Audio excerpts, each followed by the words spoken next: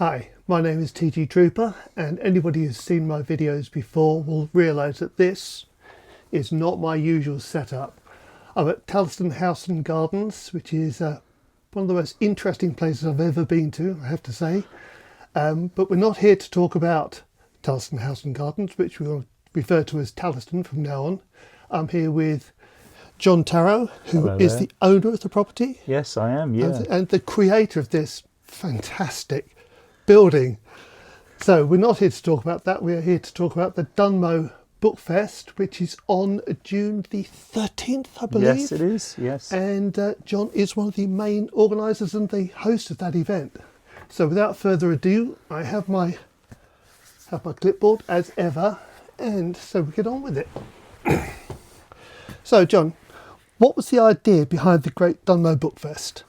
Well, it was basically the fact that because Talliston is here in Great Dunmow, and my books, the fantasy books, are set inside the house, and all these 13 fantastical rooms, obviously the exterior is set in Great Dunmow. So the book starts in Great Dunmow, the first book in contemporary Great Dunmow, and the second book is in 1590, Elizabethan Great Dunmow.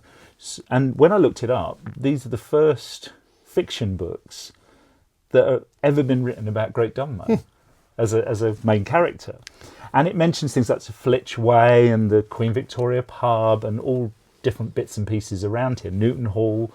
And so when it came to be published, I sort of said, well, there's no bookshop in Great Dunmow. So there's nowhere for it to be sold.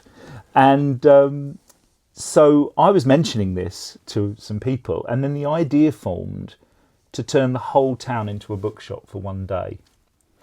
And Interesting. yeah, and so each of the shops will actually each host an author or group of authors in the the larger places like the Saracen's Head and things like that, and that for one day we'll close the town and it will just become a book town. Cool. And I went to Ros Green from the Essex Book Festival, she's the director there, and pitched this idea to be part of their programme, and they run through the whole of June.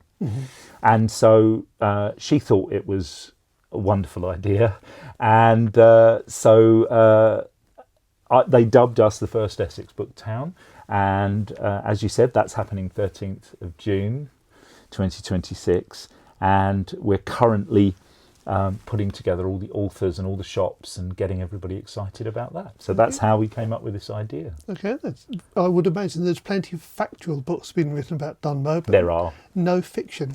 No fiction at all. It's No. very strange. No, we've got various local historians that have written books about the history, a lot of very anecdotal people that owned shops in the town, or there's also Kate J. Cole, who came here and did a talk about Tudor and Elizabethan Great Dunmow, because we've got amazing parish records. And just a fascinating town in and of itself.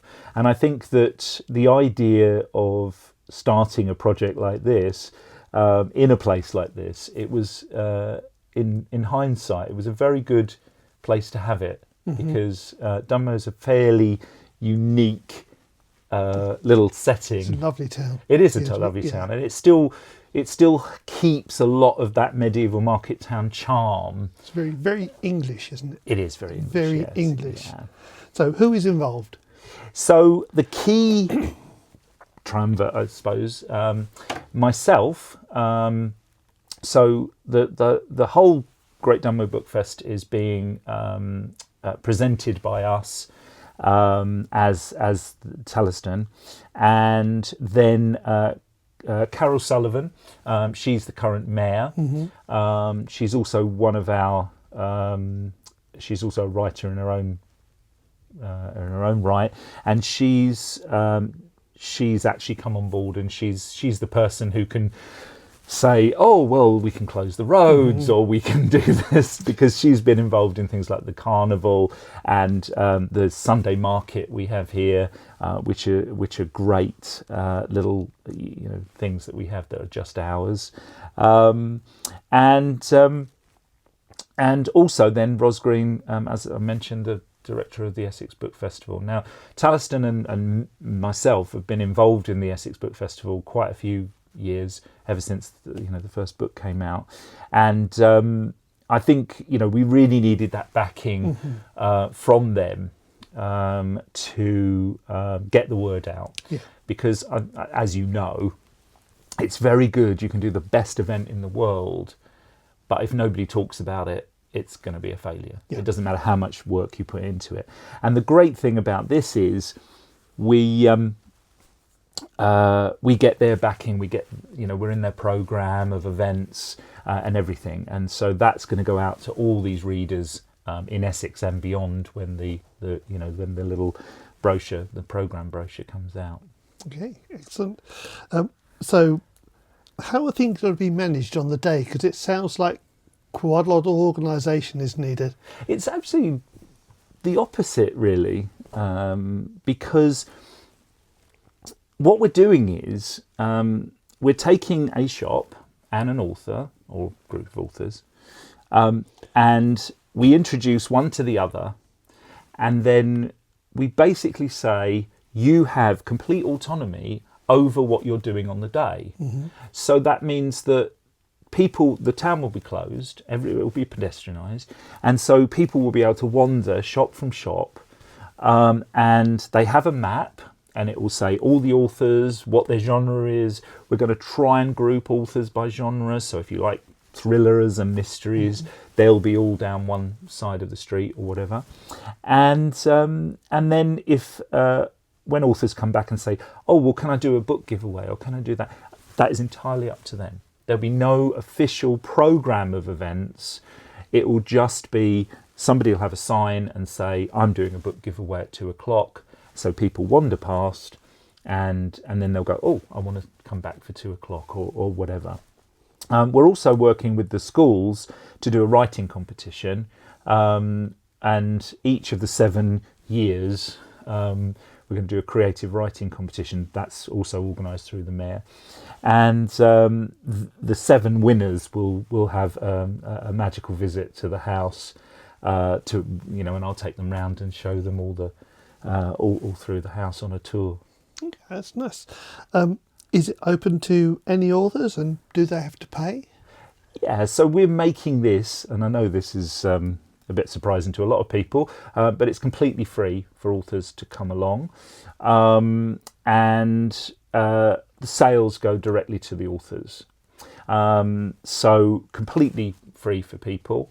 Where we're going to get the money to host the event is through sponsorship, and also we're reaching out to things like the indie bookshops and some companies, people like the History Press and things like that, who have a wide range of people with local authors who write about Essex.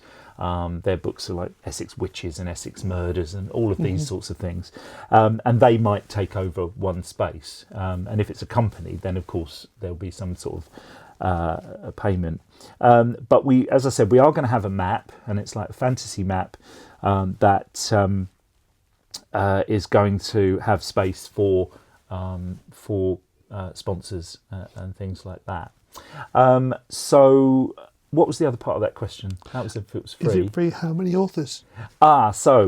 We have about, currently, and we're not right the way through the whole process yet, we've got about 70 different venues signed up for this. Yeah, that's great. Yeah, and we're slowly working through, and I've filled up almost 2/3 of those, and we've still got some authors, because obviously we've just had Christmas and things have got a bit slow with people and going away and everything. But we will hit that target.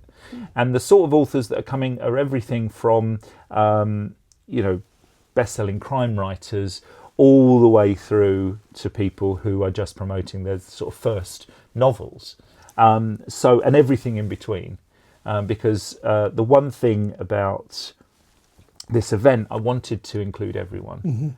I didn't want it to just be top names, and I didn't want it just to be, independent people or whatever. I just want to celebrate the town as a place for writers and creativity.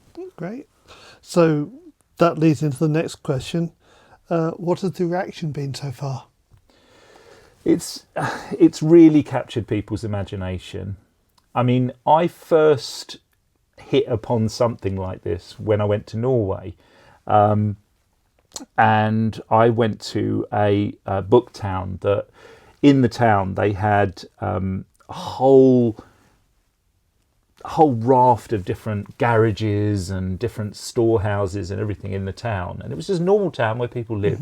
And you drive in and you park and you get given a bag and then a map to say, this is where all the natural history secondhand books are, this is where all the fiction books are, and you just wander through the town into these places and pick up books and everything, and at the other end of the town you paid for them basically. And it was just, and they do a lot of gifting, so a lot of people gift to the book town, and I just thought, isn't this a wonderful idea? It made that town into such a destination. And when I was thinking about a bookshop in town, because when my first novel came out, it was actually hosted by a shop in the town. It got, they put it in the window for a couple of months or whatever, just so that it was there. And now it is available through the Curiosity Shop, which is a gift shop in town. But again, the reaction to this has been, isn't that a really lovely idea? And it's something different. And also, when you start to look into Essex, which is a fascinating county anyway, much maligned, Indeed. There are a lot of authors around. They're everywhere. Yeah, absolutely. And I think that also the other thing is little sort of independent presses and publishers just focusing on Essex walks, and as I said, the history press with the the different Essex books, themed books. So when you start digging, you've only got to go onto bookshop.org or something and type in Essex, and there's a list as long as your arm about things. And then you get all the stuff about the Essex witches. So that's another big topic. And one of the people we've got coming is Sid Moore, who wrote a series of books about this fictitious Essex Witch Museum. And now the Essex Witch Museum is actually being created. So this is the power of transformation. This is what the house was all about. And we're in our 10th anniversary year now. And I just thought, it'd be nice to take some of this magic and sort of spill it out into the real world. Yeah. So, did you always want to be a writer? Oh, yes. Yeah, very, very much so. I loved reading and writing from a very early age. And I was also really interested in, English and on the back of that, European history, but back in the time of like the Dark Ages. I know you can't call it the Dark Ages now, but I love the term the Dark Ages. And then going back into Celtic Britain and all the different invasions and the Vikings coming across and all of that, and that sort of led me into in my teens a real interest in fantasy writing. And the books I write now are all based on actual history, but there's an imagined history going through that. They're very popular genre now. Yeah. Alternative history. Yeah. And so I try not to step on history's foot as I go through it. So I don't want to twist it and everything, but it's almost like you're creating characters that could have existed in that time. But of course, we're in a world of magic, and magic is this thing that runs through it. because magic ran through history. You know, I mean, you know, Queen Elizabeth had a magician in her court. So, you know, again, it was something that was always there. So, and that developed through writing, and then I always wanted to be a writer, but when I went to the careers office, they said, yeah, you probably also want to eat. So, I took my love of words and went into publishing, and I got a very small job in helping out in an independent magazine publishers in Sawbridgeworth, and I was living in London, and that's when I sort of bought my first house and I came out of London. So that's where it all began, and then went through magazine publishing, and then moved to client publishing. But I've always worked with words, and I don't suffer for my art, which is talking to other people and talking to other writers. I love writing. I've been doing it so long, and so many words I've written, that when I sit down to write, it's just like other people watching the telly. It just is there. I just really enjoy it, which is horrible for a lot of people, I know.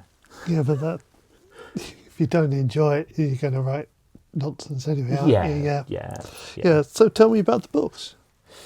So last year, I actually had my first non-fiction book out. I said it was the Talliston's 10th anniversary. So I bought the house in 1990, and then I just was tinkering with different rooms and everything. And then eventually, about 12 years through, I said, I'm going to do the whole house. And it started out as the most ordinary house. And the first people that saw it were the Times, and they called it Britain's most extraordinary home. And well, it is pretty unusual. So, but it is a home. But now I share it, and people can come and see it and everything, because especially people that read the books, because as I said, the books were set inside. But the book that came out last year, this thing, I call it my baby because it's as heavy as a baby. This is the Talliston Grimoire, and it's basically written as a spell book. It's a non-fiction book, but it's because I've got, you know, what people call this magical house. I thought I'll write the story of the house as a spell book, so it's got, you know, all the chapters are done like spells and everything and stuff, and it's got everything in it. It's got everything about transforming all the rooms and everything like that. And it took 4 years to put this together because it's such a huge topic. And that came out last year for the 10th anniversary. And then the novels, I've written other novels, but the novels came first. Right. Because when you take a tour of the house, I wanted to fictionalise that tour. So instead of you arriving at the gate and me taking you through all the rooms, I created this character called Joe, and he is running away, hiding from some people, and he comes into an overgrown garden, you know, typical opening for an adventure story. He's 13, and he comes in, and there's a stone in the front garden called the Tallis Stone, where the name of the house comes from. And he falls inside this labyrinth of rooms. And a labyrinth only has, it's not a maze, there's only one path. So he goes through and realises he's trapped now, and he's got to go through all the different rooms. And each room, you don't just get to see the room, you get to see the whole of that period. So this is a Welsh tower taken over by the Victorians in 1887. And he meets the person that's taken it over, and he goes on this adventure in this. And it's a bit like Time Cop, except in the books we find out that time doesn't exist. Right. And that's one of the big things about it. And all of these moments and what the moments are is the big mystery. And he finds, this is called The Stranger's Guide to Talliston, and he finds this book called The Stranger's Guide to Talliston. So just like something like The Hitchhiker's Guide to the Galaxy, the title of the story is the title of the book that he finds. And he sees that somebody got lost in the labyrinth, and he started to write a book. to chart it and to say where they were and everything. And he finds out that that was never completed. There are whole rooms that are missing, and he uses that to navigate this this magical world. So what came first, the books or the house? So when I bought this house, I couldn't wire a plug. So I couldn't. I'd never even painted my my bedroom at home. I had a dad that was a bit DIY, and he'd always say, "Oh, I'll do that for you," or whatever. But I bought this, the most ordinary house you could buy, a 3-bedroom semi-detached ex-count's house in Essex. We have to keep remembering it was that, and just basically built inside it all the houses I wanted to live in. But because I wasn't an interior designer, I wasn't a builder, what I did, I wrote the rooms. So it started in the office at the top, which is now a 1929 detective's office. And I sat down and I said, where would be my perfect place to write? And decided I love noir. And I was watching a film and I saw this and I said, that's the office, I'm going to create that. And when I created that, I created characters. I wrote a description of Anthony Kane's office from the film, and then that's what we used. Because the rooms aren't just what they look like, smell like, sound like. They're how they feel. Mm. So as you sit in this room here, it's how you want to feel. And everything goes together to create like a moment, you know. So when I finished, I had all these characters, all these places, all these things, but nothing ever linked together. Because through there is a 1954 New Orleans kitchen. Crazy house. Obviously, yeah. Where else would it be? Well, when we go to the toilet's in Norway, so we always use. Excuse me, I'm just going to go to Norway. You know, that's the parlance in the house. So it's just fun. It's just playing. It's just showing what could be done in the most ordinary of spaces, basically. So I read that 2025 was a special year. It's a special year for the house. Why was that? 3 reasons. So the first people that lived in number 51 Newton Green was the 18th of May 1930. So these were all council houses, and it's called Newton Green because it's in a green. It's all the houses are in a perfect circle, and that was the Crow family. And 5 sets of people lived here, and on that journey, one of the people bought it from the council. So I didn't buy it from them. I never lived here as a council tenant or anything, so that was the first anniversary, because that was 95 years ago, nearly 96. Then I moved in on 6th of October 1990. I was 25, and so last year was, so it goes from 6th of October, so we're in our 10th anniversary year, which I mentioned before. But it's also been 35 years since I had this crazy idea to turn a box room of an ex-council house into my detective's office, my perfect place to write. And to say that single decision changed my life is just understatement, really, because everybody just really warms to Talliston in a way that I never thought. I thought I create. I always say on the tour, I didn't create this for you. I'm creating it. I'm creating it for me and my friends to just play and enjoy it. Yeah. Okay. So, what are your plans for the future after the book fest? Yeah, so I'm writing the 3rd novel, and that completes the story arc that I envisaged. Each of the books are a self-contained story. They all have a 13-year-old child who falls into this magical world, and in the 3rd one we actually find out why they're all 13 as well, which is a big mystery that readers would sort of write to me and say, why are they all 13? Why that year? But the story was too big. The backstory was too big to tell in one story, and so each of the books can be read in any order. But there's a backstory that pieces together. So if people have read all 3, they see a much bigger world that I've created, and all the story between all these people that are searching for the last magical places on Earth and the people that are trying to protect them.